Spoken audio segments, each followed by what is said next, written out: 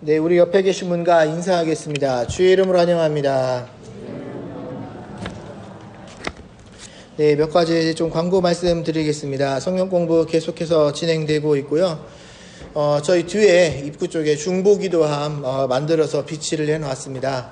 박상훈 집사님이 만들어 주셨는데요. 중보기도함 만든 이유는 여러분 중보기도 요청하실 때 무기명으로 하셔도 괜찮습니다. 그래서 기도함에 기도 제목 넣어주시면은 중보기도팀 그리고 또 수요일 날 또 같이 기도하도록 하겠습니다. 그래서 여러분 같이 우리가 좀 기도 제목도 내놓으시고 또 같이 기도할 수 있는 저희 교회가 되었으면 좋겠습니다. 7월 연합집회가 7월 12일부터 15일까지 진행될 예정입니다. 여러분 위해서 많이 같이 기도해 주시고요. 올해가 7월 연합집회가 생긴 지 20주년이 되는 해입니다. 근데 저희가 이제 코비드 상황에서 한국에서 이제 외국에서 강사가 올 수 없기 때문에 올해에는 이제 로컬 키위 교회 목사님들을 좀 강사로 모시려고 합니다. 통역합니다. 근데 아무튼 오셔서 또 올해 우리 지금 코로나로 우리 청년들도 유스의 아이들도 알게 모르게 스트레스들이 많은데 이번 또 집회를 통해서 하나님의 은혜가 임하도록 같이 많이들 기도해 주시고 응원해 주시면 감사하겠습니다. 네, 그리고 우리 미국에서 정화영 집사님 오셨습니다. 반갑습니다. 네, 주중에 정윤우 원로장로님께도 뭐 작은 수술이라고 하시는데 아무튼 계속해서 기도해 주시고요. 정관우 장로님도 지금 원래 투약을 하셔야 되는데 아직 병원 날짜가 정확히 안 나왔다고 들었습니다. 그래서 아무튼 계속 기도해 주시고 아무튼 저희 교회에 또 지금 건강 문제로 기도 제목이 있는 가정들이 있는데 우리가 계속해서 기도의 끈을 놓지 않았으면 좋겠습니다. 혹시 들어오시다가 저 뒤에 지금 이렇게 뭐라고 해야 될까요? 도면이 붙어 있는 거를 좀 보신 분들이 있을 텐데요. 키위교회가 좀 이제 플랜이 좀 생긴 것 같습니다. 원래 지금 오피스를 좀 옮기고 지금 있는 오피스 자리 저 뒤쪽에는 놀이터를 만들고요. 그리고 아마 저 뒤쪽에 유아실을 좀 만들 계획인 것 같아요. 저희 지금 라운지 앉아 계신 그쪽 뒤쪽에 그것뿐만 아니라 지금 이제 주변까지 몇 가지 좀 공사 계획을 이제 플랜 1, 2, 3 이렇게 해놨는데 아무튼 저희도 이제 같이 이렇게 살고 있는 입장으로서 이 교회가 또 좋은 결정을 하고 또 교회가 바뀌고 저희 교회도 ABC 교회도 같이 또 부흥하는 은혜가 역사가 있게 해달라고 여러분 놓고 기도해 주셨으면 좋겠습니다. 그래서 아무튼 제 두 교회가 지금 분위기가 좋은데 서로 아무튼 이럴 때일수록 같이 윈윈할 수 있는 우리 양쪽 교회가 되었으면 좋겠습니다. 오늘 같이 볼 말씀은 마태복음 5장 10절부터 12절 말씀까지입니다. 마태복음 5장 10절부터 12절 말씀까지 제가 한 절, 여러분이 한 절, 우리 마지막 절은 같이 봉독하겠습니다. 마태복음 5장 10절부터 12절 말씀입니다. 먼저 읽겠습니다. 의를 위하여 박해를 받는 자는 복이 있나니 천국이 그들의 것임이라.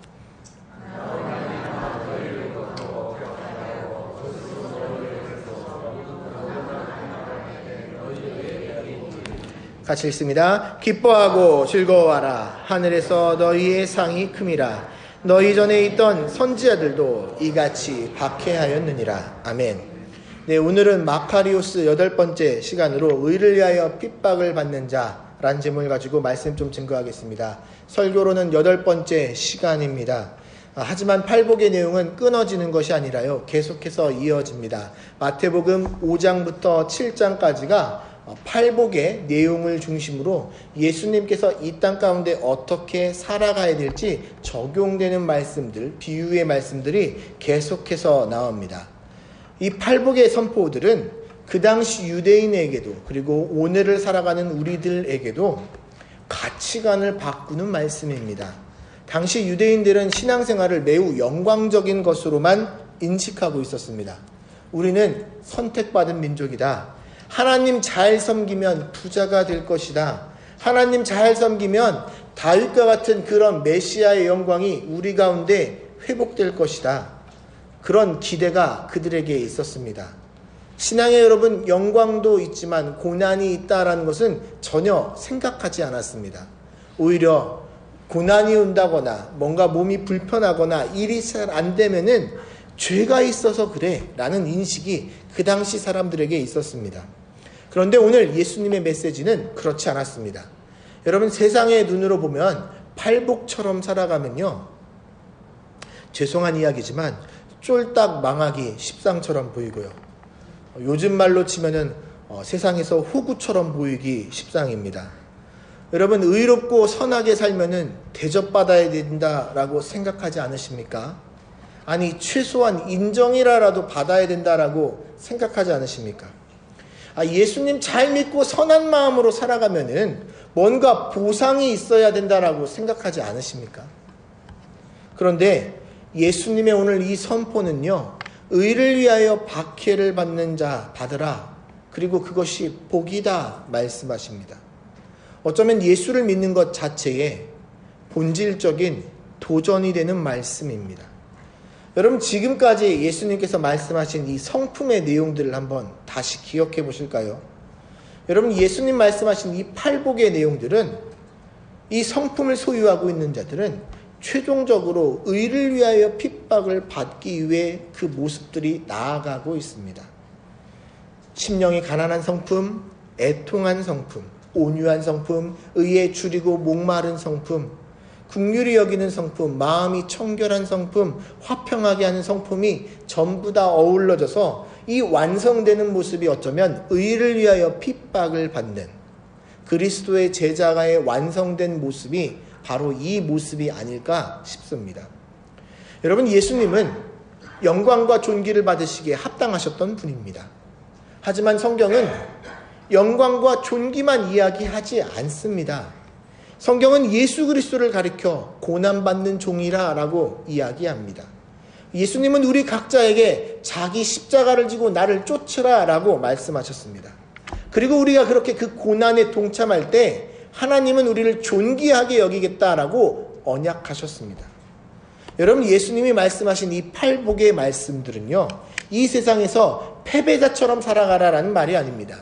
이 땅에서 진정한 천국과 하나님의 통치를 경험하게 되는 복된 삶으로의 초대가 이 팔복의 말씀입니다.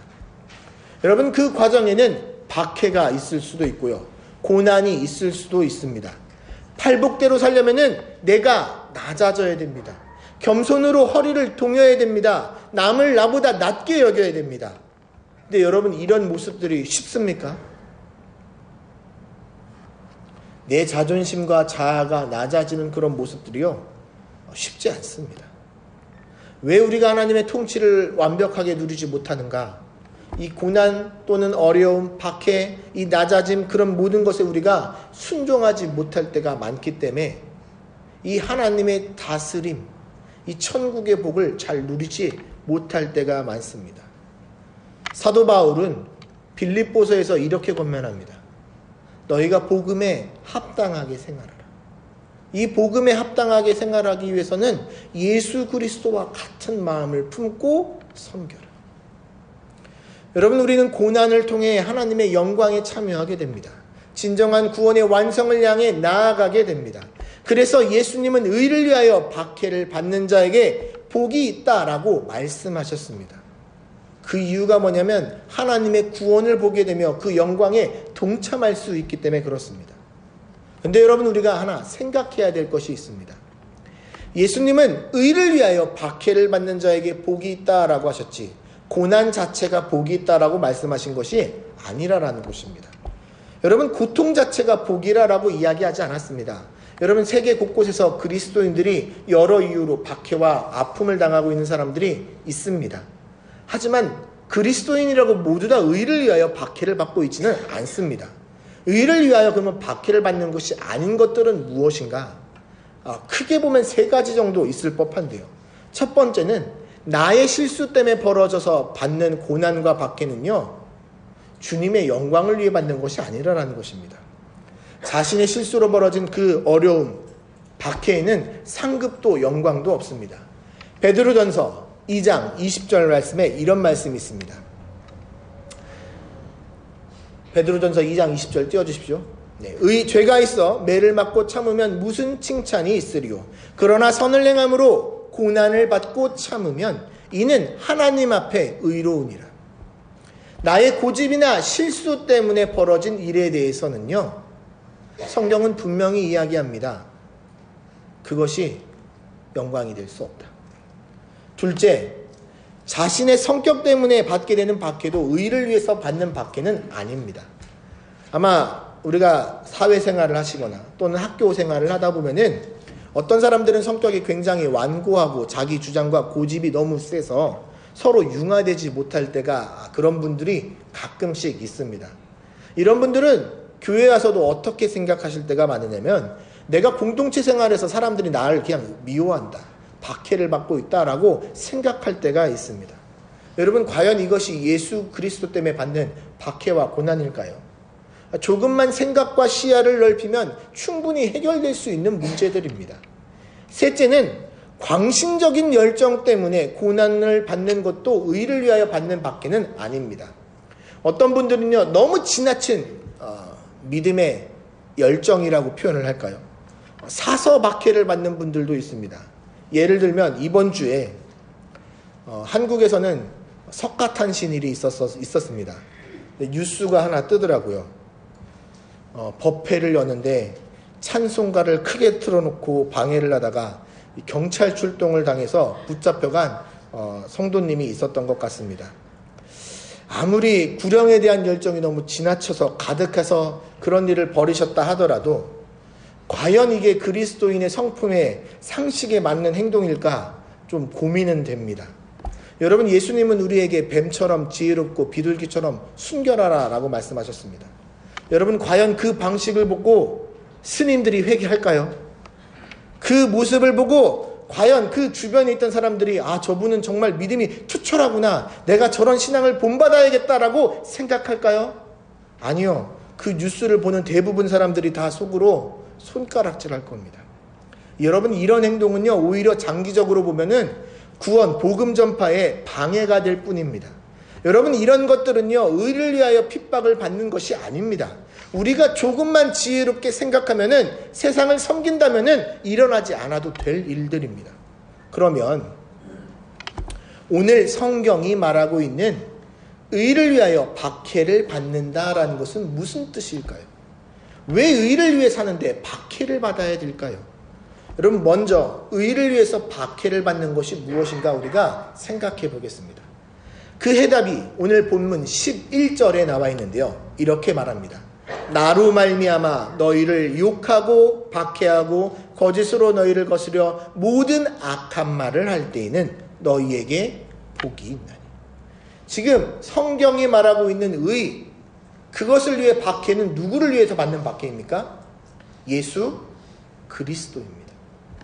예수 그리스도 때문에 받게 되는 박해가 의를 위해서 받게 되는 박해지, 내 주장이 너무 세거나 또는 관계에서 또는 상식적이지 못한 일 때문에 박해가 이루어지는 것은요, 의를 위해서 받는 박해가 아니라라는 것입니다. 마치 그런 일을 벌여놓고 내가 의를 위해서 박해를 받고 있다라고 착각해서는 안 된다라는 것이죠. 그럼 왜 의를 위해서 사는 자들에게는 박해가 일어나는가? 여러분, 초대교회 성도들과 사도들은 모두 다 고난과 어려움을 당했습니다. 세상은 예수의 이름으로 일들이 벌어지는 것을 싫어합니다. 왜 그러냐면 기독교의 가치관은 예수님의 말씀을 따라 살다 보면 세상과 부딪힐 수밖에 없기 때문입니다. 세상은 자신과 다른 이 크리스천들을 싫어했습니다. 세상의 방식을 따라라, 로마의 방식을 따라라, 그것이 그 당시 문화였고 관습이었습니다. 그런데 크리스천들이 가는 곳에 세상이 달라지고 삶이 달라지기 시작했습니다. 로마 황제가 주로 고백하는 자들이 아니라 예수가 그리스도가 우리의 주라라고 고백하는 자들 때문에 로마가 바뀌어가기 시작했습니다. 여러분, 초대교회 크리스천들이 무기를 들고 혁명적인 변화를 일으켰나요? 아닙니다. 다만 말씀에 따라 살았을 뿐입니다. 그런데 그들이 들어간 자리에는 변화가 일어났습니다.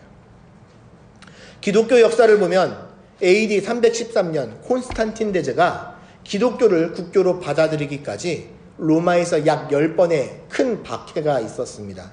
아마 그 중에서 제일 유명한 박해는 AD 64년 로마 방화 사건 이후에 네로 황제에 의해 일어난 핍박이었습니다. 당시 로마 정부는 이 네로의 방화 사건 이후에 희생양을 찾기 시작했고 기독교인들을 그 희생양으로 삼으며 온갖 헛소문과 대대적인 색출 작업과 순교가 이어지게 되었습니다. 아마 현대를 살아가는 저와 여러분, 특히 우리 뉴질랜드 안에서 아마 이런 종류의 박해는 경험하기 힘들 겁니다. 하지만 여러분, 저와 여러분에게도 오늘날 이런 종류와 다른 박해가 있다는 것을 우리가 알아야 됩니다. 그러면 오늘날 우리가 당하고 있는 박해는 무엇인가? 이 오늘날 우리 기독교인들을 무너뜨리고 있는 박해는 무엇이냐면요, 물질주의와 세속주의입니다. 여러분, 이것은 눈에 보이지 않지만 우리를 심각하게 공격하고 타락하게 만듭니다. 아마 요즘 기독교가 많이 변질되었다라는 이야기들을 아마 곳곳에서 들으실 것입니다. 여러분, 왜 그럴까요? 기독교적 가치관이 땅에 떨어지고 기독교인들이 말씀대로 살아가는 것이 아니라 세상 방식과 동일하게 살아가기 때문에 이런 일이 벌어지는 겁니다.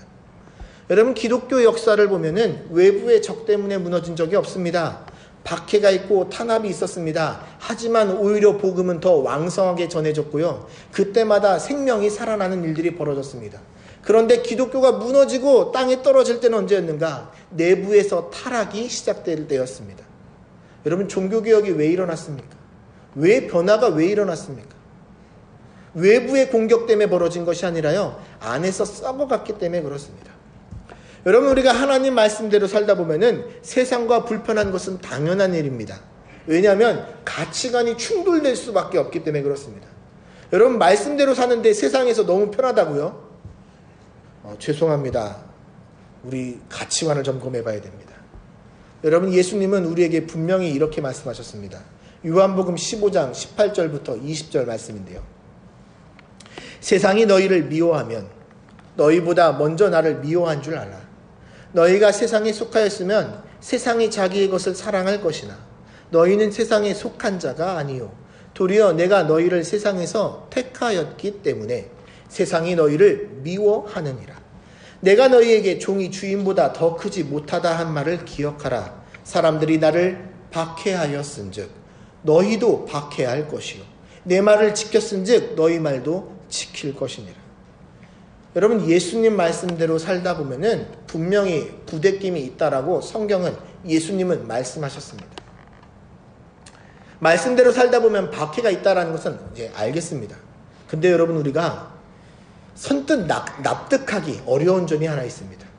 왜 예수님은 박해받는 자들이 복되도다라고 하셨을까요? 여러분, 박해가 복이라는 것이 선뜻 이해가 가십니까? 여러분, 여기는 두 가지 이유가 있습니다. 첫 번째, 박해는요, 우리를 성숙하게 만듭니다.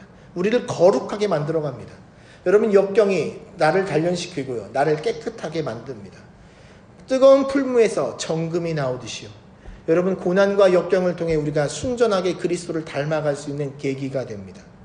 여러분, 저와 여러분 삶 가운데 하나님의 담금질이 있다라는 사실을 믿으시기 바랍니다. 대장장이가 순전한 금과 철을 만들어내기 위해 여러 번 담금질을 하듯이 저와 여러분 삶 가운데 어쩌보면 그 담금질을 당할 때는 불편하고 어렵고 마음이 힘들 것입니다. 하지만 예수 그리스도의 그 목적은요, 나를 망하게 하기 위해서 하는 것이 아니라 저와 여러분을 순결하게 만드시는 하나님의 손길이심을 기억하고 믿으시는 은혜가 있기를 진심으로 축원합니다. 또 하나, 여러분, 고난이 우리를 성숙하게 만듭니다.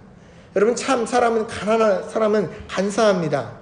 고난이 와야 다시 간절하게 주님을 찾고 고난이 와야 삶을 돌아보게 되며 고난 속에 여러분 우리가 성숙해질 수가 있습니다. 그렇지 않습니까?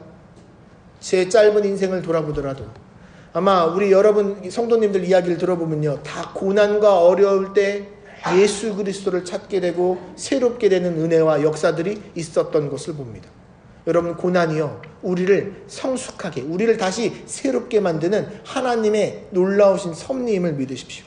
그래서 예수님은 의를 위해서 박해를 받는 자에게 복이 있다라고 하셨습니다. 그래도 여기까지는 우리가 이해할 수 있습니다. 그런데 오늘 말씀은요, 여기서 멈추지 않고 더 나아가 우리에게 이렇게 말합니다. 박해를 받을 때 기뻐하라. 성경 곳곳에서 박해를 받을 때마다 기뻐하라 라고 말합니다. 여러분 이해가 되십니까?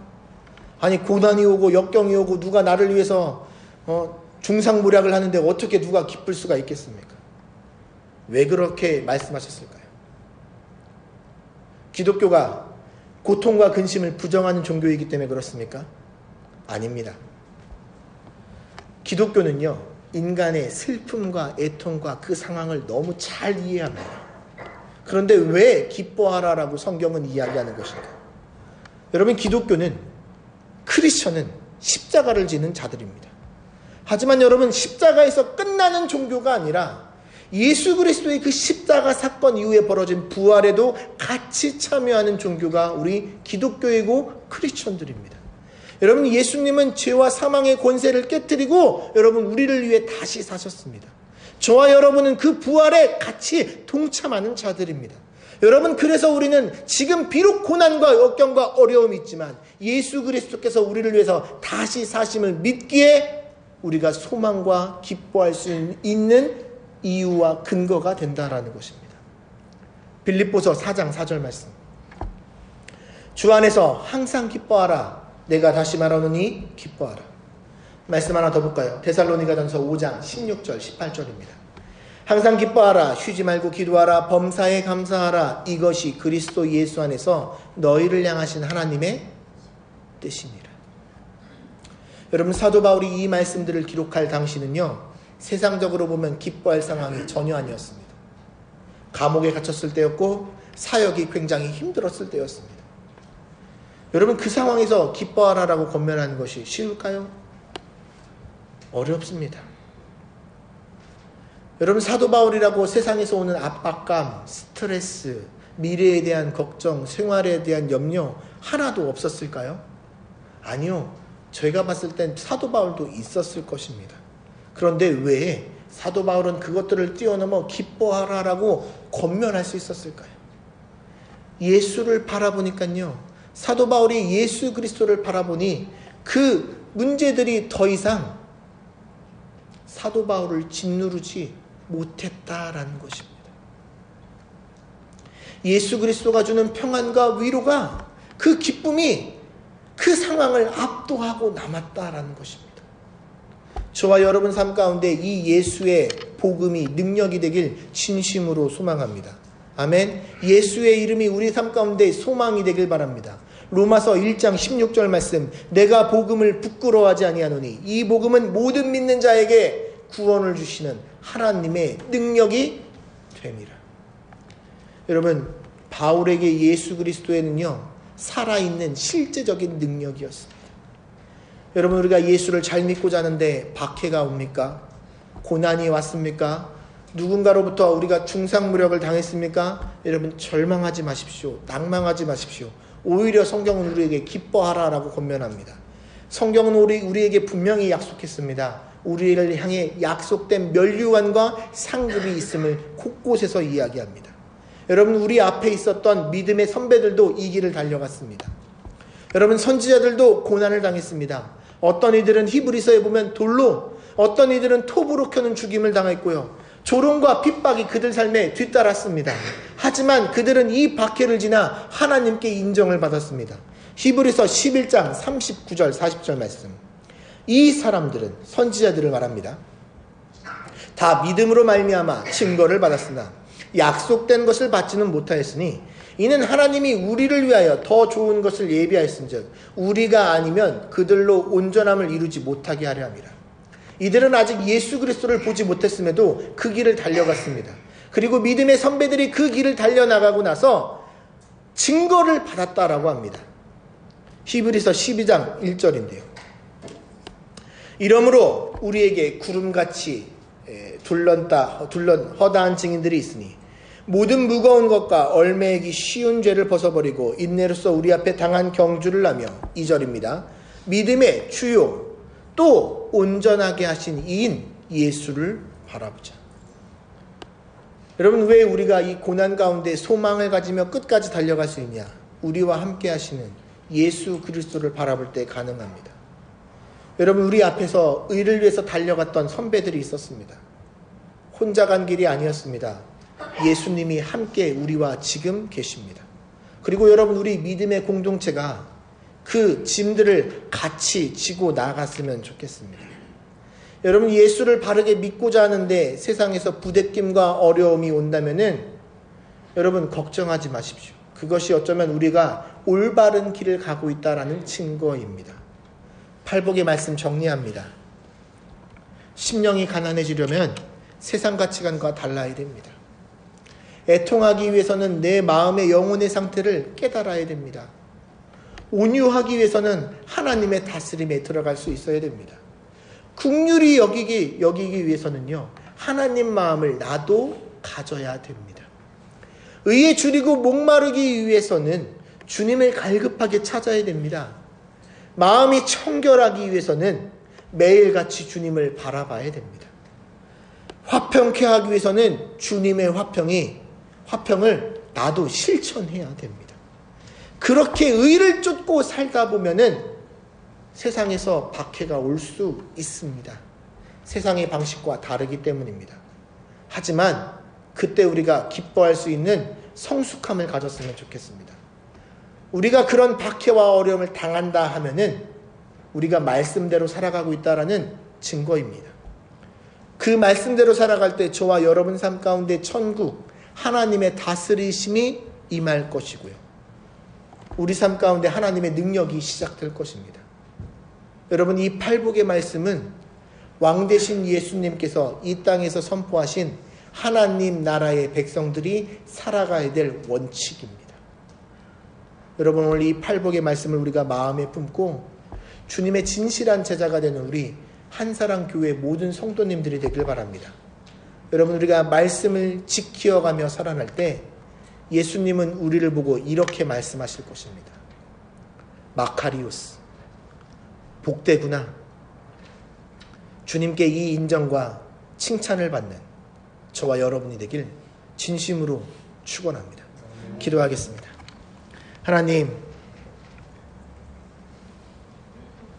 저희들 삶 가운데 주의 은혜를 부어 주시옵소서.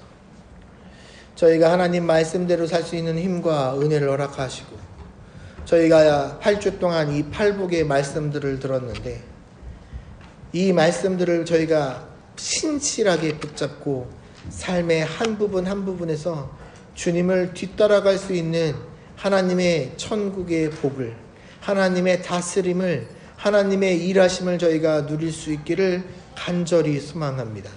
저희들이 의를 위하여 핍박받는 그런 믿음과 성숙함과 고난에 동참하는 신앙을 저희들에게 또한 허락하여 주시옵시고, 주님, 저희가 서로를 돌보며 서로를 위하며 기도하는 가운데 저희들 가운데 하나님 주신 말씀하신 이 일들이, 팔복의 여러 가지 사건들이 저희들 가운데 성취되는 놀라운 사랑과 은혜와 능력의 공동체가 되길 진심으로 간절히 소망합니다. 부족한 저희들 가운데 주님께서 일하여 주시옵소서. 사랑 많으신 예수님 이름으로 기도하였습니다. 아멘. 다 함께 자리에서 일어나셔서 우리 마라나타 같이 찬양하겠습니다.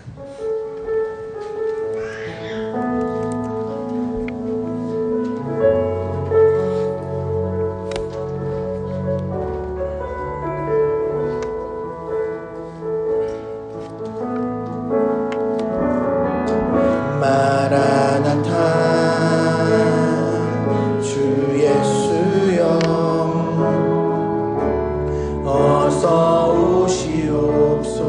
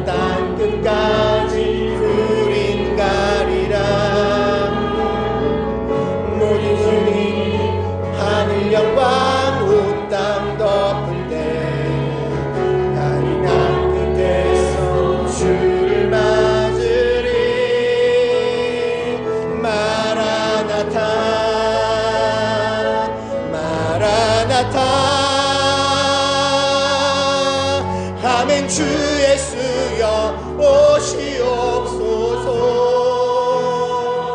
마라나타 마라나타. 아멘. 주 예수여. 우리 한 번 더 고백합니다. 마라나타 마라나타 마라나타. 아멘. 주 예수여 오시옵소서. 마라나타 마라나타. 아멘. 주 예수여 오시옵소서. 이 시간 우리 한번 같이 큰 목소리로 기도하실 텐데, 오늘 기도할 제목은 저희 들었던 팔복의 말씀들을 기억하시면서 예수 그리스도가 다시 오실 그때까지 하나님 내 삶 가운데 그 연약한 부분, 하나님 내 삶 가운데 실현돼야 될 하나님의 그 팔복의 은혜가 있다면 주님 내 삶 가운데 그 은혜들이 성취되게 하여 주시옵소서. 그래야 주님 내가 그냥 진실로 주일날 왔다 갔다 하는 성도가 아니라 하나님을 신실하게 섬기며 뒤따라가는 주님의 제자가 될 수 있게 해달라고 이 시간 우리 한번 큰 목소리로 같이 기도하시겠습니다.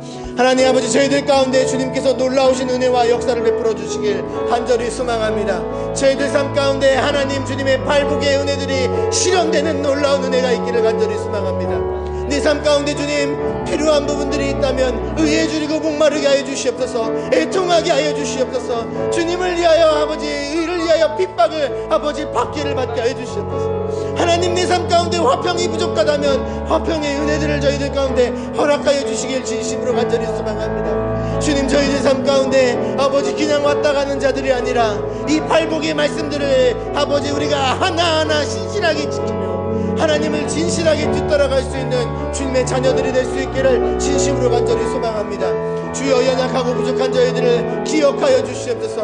하나님의 은혜 가운데 주의 말씀들이 저희들 삶 가운데 성취되는 놀라운 은혜가 역사가 있게 하여 주시옵소서. 하나님 주의 말씀이 저희들 삶 가운데 그냥 땅에 떨어지지 아니하도록 주님께서 우리 가운데 일하시고 역사하여 주시옵소서. 성령 하나님께서 우리 가운데 말할 수 없는 탄식함으로 같이 중보하여 주시옵시고 일하여 주시옵시며 주님께서 우리 가운데 일하여 주시길 간절히 소망합니다. 하나님 저희들이 주님을 진실된 마음으로 사랑하게 하여 주시옵소서.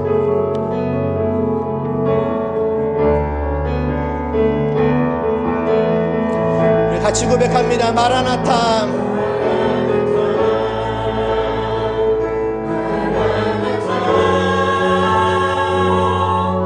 아멘. 주 예수여 오시옵소서. 마라나타 마라나타. 아멘. 주 예수여 오시옵소서. 하나님 주님 다시 오실 때까지 저희가 이 팔복의 말씀들을 다시 한번 기억하며 삶의 작은 부분이라도 주님을 신실하게 뒤따라가며 닮아갈 수 있는 믿음의 공동체와 우리 성도들이 되길 진심으로 간절히 소망합니다. 저희들 가운데 하나님의 은혜를 베풀어 주시옵소서. 저희는 연약하고 저희는 부족해서 이 말씀대로 살아갈 힘과 능력이 저희들에게 부족합니다. 주님 힘들고 어려운 상황 가운데 간절하게 찾고 간절하게 부르짖는 영혼들이 있습니다.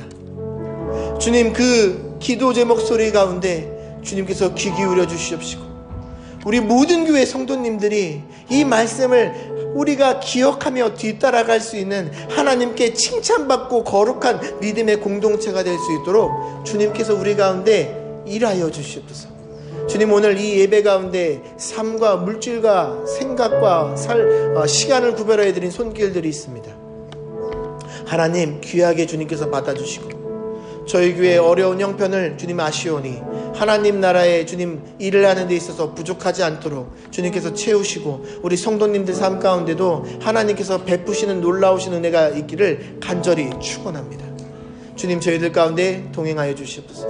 한 주간 삶을 살아갈 때 주님 저희들이 이 말씀들을 기억하며 다시 한번 주 안에서 위로와 힘과 복음의 능력을 소유하며 그 하나님을 경험할 수 있는 한 주간이 되게 하여 주시옵소서.